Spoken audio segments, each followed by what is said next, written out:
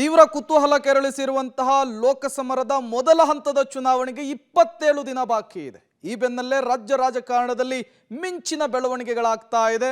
ಅಭ್ಯರ್ಥಿಗಳ ಘೋಷಣೆಯ ಬೆನ್ನಲ್ಲೇ ಅಬ್ಬರದ ಪ್ರಚಾರ ಕೂಡ ಆಗ್ತಾ ಇದೆ. ಹಾಗಾದ್ರೆ ಇವತ್ತು ಏನೆಲ್ಲ ಬೆಳವಣಿಗೆಗಳಾಯಿತು, ಎಲ್ಲೆಲ್ಲಿ ಟಿಕೆಟ್ ವಿಚಾರಕ್ಕೆ ಏನೆಲ್ಲ ಗೊಂದಲಗಳಾಯಿತು, ಎಲ್ಲದರ ಡೀಟೇಲ್ಸ್ ಅನ್ನ ಅಪ್ಡೇಟ್ಸ್ ಅನ್ನ ನಿಮಗೆ ಕೊಡುವಂತಹ ಕೆಲಸವನ್ನ ನಾವು ಮಾಡ್ತಾ ಇದ್ದೀವಿ.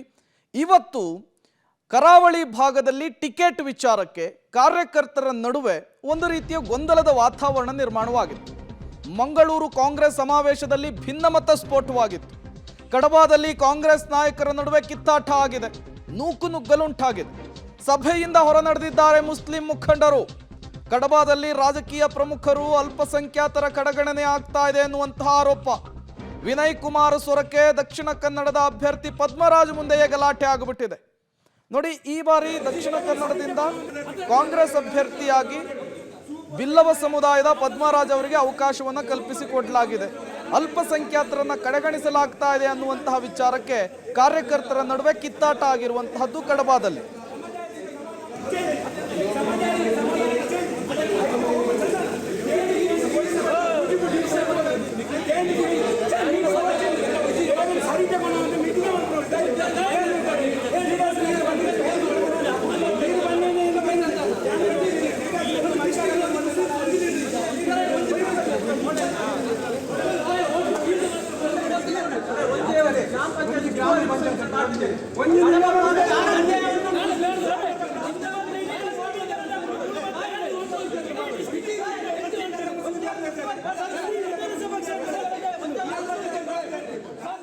ಇದೇ ವಿಚಾರಕ್ಕೆ ಸಂಬಂಧಪಟ್ಟಂತೆ ಮತ್ತಷ್ಟು ಡೀಟೇಲ್ಸ್ ಅನ್ನು ಕೊಡ್ತಾರೆ ನಮ್ಮ ಪ್ರತಿನಿಧಿ ಸುಖಪಾಲ್ ಪೊಳಲಿ. ದೂರವಾಣಿ ಸಂಪರ್ಕದಲ್ಲಿ ಜಾಯಿನ್ ಆಗಿದ್ದಾರೆ. ಸುಖಪಾಲ್, ಏನಾಯ್ತು ಇವತ್ತು ಕಾಂಗ್ರೆಸ್ ನಾಯಕರುಗಳ ನಡುವೆ ಕಿತ್ತಾಟ ಆಗಿರುವಂತಹದ್ದು ಕಡಬಾದಲ್ಲಿ, ಕಾರಣ ಏನು ಅಂತ? ಪ್ರೇಮ್, ಕಾಂಗ್ರೆಸ್ನ ಅಭ್ಯರ್ಥಿಯ ಪ್ರಚಾರ ಬರದಿಂದ ಸಾಗಿರುವಂತದ್ದು.